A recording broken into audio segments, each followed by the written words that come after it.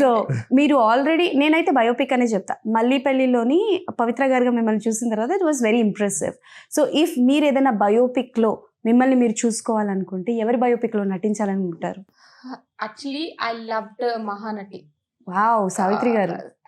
Craze అంటే నేను ఒక ఫిల్మ్కి అంత మూవ్ అవ్వడం నా లైఫ్లో జరగలేదు. I was crying in the theatre. And నా ఇన్స్టాగ్రామ్లో అసలు నేను ఎప్పుడు ఒక సినిమా గురించి అంత పెద్ద పోస్టర్ రాయలేదు. ఇప్పటికీ ఉంటుంది అనమాట, వెలుగు నీడలు పోస్టర్ వేసి.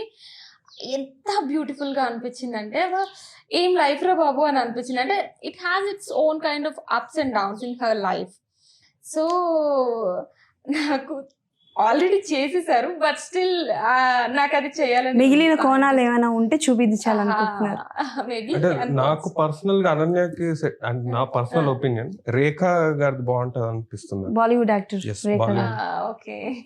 సేమ్ ఉంటారు అన్నమాట కొంచెం కొంచెం పేరెంట్. similar యా ఉంటుంది. నాకెందుకు అదే ఆమె అనిపిస్తుంది. తెలుగు కదా? తమిళియన్ ఆమె. Okay okay.